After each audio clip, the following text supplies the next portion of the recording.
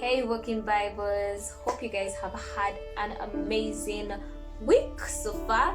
So today we are going to go through 1 Samuel chapter 8, and we're going to be touching on wanting to be like everyone else.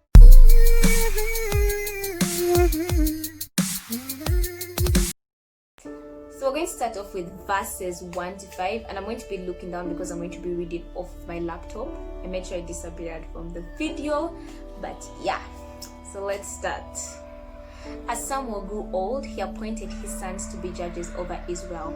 Joel and Abijah, his oldest sons, held court in Beersheba, but they were not like their father, for they were greedy for money, accepted bribes, and perverted justice. Finally, all the elders of Israel met at Ramah to discuss the matter with Samuel. Look, they told him, you are now old and your sons are not like you. Give us a king to judge us like all the other nations have. The story begins quite interestingly. It begins with Samuel appointing his sons to be judges all over Israel. Now, this was wrong on Samuel's behalf because, first of all, judges were not appointed by men but by God. And secondly, the job of a judge was not hereditary. So what Israel's elders decide to do is they go to him and they're like, yo, bruh, you know what? We want a king. Your sons are not like you and you're growing old. Now, there was nothing wrong with Israel wanting a king. God actually knew that a time would come when Israel would want a king, because 400 years before this, in Deuteronomy chapter 17, verse 14 to 20, he gave them instructions on what to do when they wanted a king. The problem here was the motive behind why Israel wanted a king. Israel wanted a king because they wanted to be like every other nation, and we're going to get to that in details as we continue. So verse 6 to verse 8. Samuel was displeased with their request and went to the Lord for guidance. Do everything they say to you, the Lord replied, for they are rejecting me, not you. They do not want me to be their king any longer. Ever since I brought them out of Egypt, they have continually abandoned me and followed other gods. Now they are giving you the same treatment. So Samuel was upset with the request. First of all, because he had been ruling Israel for almost half of his life. Like, Samuel was the only judge who actually ruled Israel. And when the men come and ask for a king, it made him feel like, his rule had not been good. Like, they're trying to say that what he had done was not good enough. But when he goes to God in prayer, God is like, yo, Samuel, you're seeing this the wrong way. Israel is not rejecting you, but they are rejecting me. I want to reread verse 8 to you guys, but I want to read it to you in the Message Bible. From the day I brought them out of Egypt until this very day, they have been behaving like this, leaving me for other gods, and now they are doing it to you. Israel was looking for another god to worship. They had been doing this from the time God had brought them out of Egypt. They would turn to him when they were sad. They would turn to him when things are going bad. Once he fixes it, they would leave him and find something else to worship. In the desert, it was the golden calf. In Gideon's time, it was Baal. And now it was a king. No matter how much God proved himself over and over and over to them, they would always turn away from him. And so many of us do this. We put our trust in useless things, and in our eyes they look great, greater than the God who created the heavens and the earth, the God who controls time, the God who is for us, who loves us beyond anything, who can do greater things than we can imagine. But you know what? Israel wanted a king. And this is what God told them. Verses 9 to 18. Do as they ask, but solemnly warn them about the way a king will reign over them. So Samuel passed on the Lord's warning to the people who were asking for a king.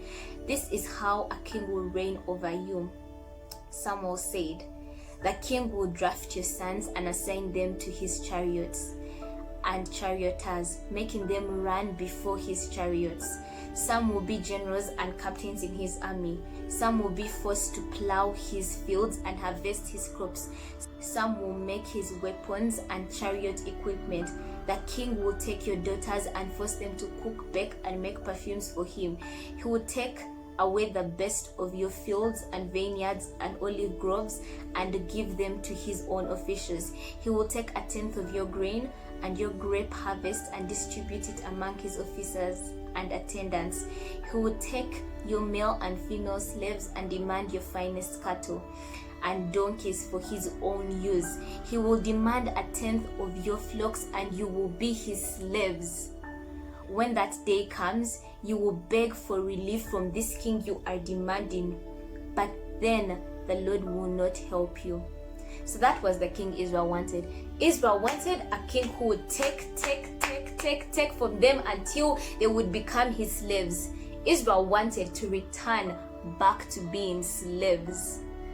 And this is in contrast to the type of king God wanted them to have. I told you guys that in Deuteronomy chapter 17 verse 14 to 20, he had given them instructions on the type of king he wanted them to have. And this is what God told them. When you enter the land the Lord your God is giving you and have taken possession of it and settled in it, you will say, let us set a king over us like the nations around us. Be sure to appoint over you a king the Lord your God chooses. He must be from among your fellow Israelites. Do not place a foreigner over you, one who is not an Israelite. The king, moreover, must not acquire great numbers of horses for himself or make his people return to Egypt to get more of them, for the Lord your God has told you, you are not to go back that way again. He must not take many wives, or his heart will be led astray. He must not accumulate large amounts of silver and gold. When he takes the throne of his kingdom, he is to write for himself on a scroll a copy of this law taken from the Levitical priests.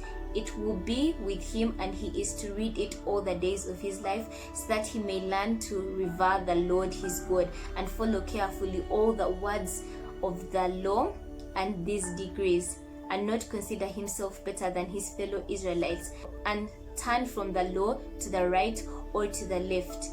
Then he and his descendants will reign a long time over his kingdom in Israel. God knew Israel would want a king, and he had planned for them a great king, a king who would take care of them, a king who would serve them, a king who would not take them back to slavery. But Israel wanted to go back to slavery. That was the type of king they wanted, a king who would put himself above them and treat them like slaves. So this was their answer to Samuel. But the people refused to listen to Samuel's warning. Even so, we still want a king, they said. We want to be like the nations around us. Our king will judge us, lead us into battle. So Samuel repeated to the Lord what the people said. The Lord replied, do as they say, give them a king. Then Samuel agreed and sent the people home. Israel didn't care. They wanted to be like everyone else, but they were not like everyone else. They were special. They had been set apart. And their king was not supposed to look like everyone else. He was supposed to be above every other king. And so are you. You have been set apart.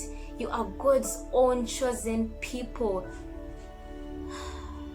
God has such great things planned out for his people, but the biggest problem is that we are so used to settling for less. God wants to give you gold, but you're so used to settling for bronze. He wants to make you a head, but you don't know a life other than being a tail. So you keep on conforming to the standards of this world, a standard that is so low, and you miss out on the greatness that God has planned out for you.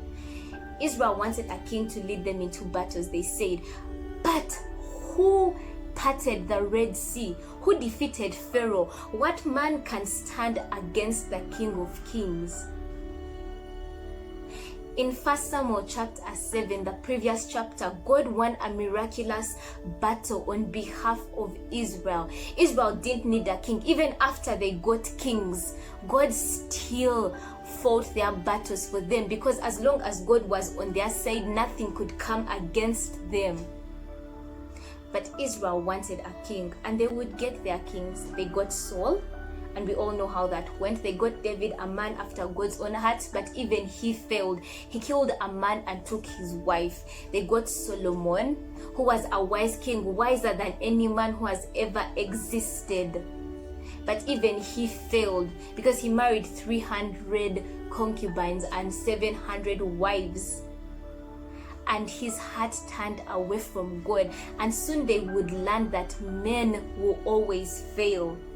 Men will always fail. I want to leave you guys with Psalms chapter 146, verse 3 to 6. It says, "Do not put your confidence in powerful people. There is no help for you there. When they breathe their last breath, they return to the earth, and all their plans die with them. But joyful are those who have the God of Israel as their helper, those who hope in the Lord their God. He made the heavens and the earth. He made the heavens and the earth, the sea and everything in them. He keeps every promise forever."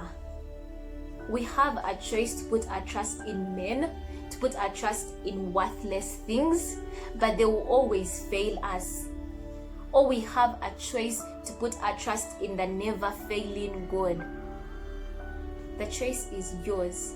Who is going to be the king in your life?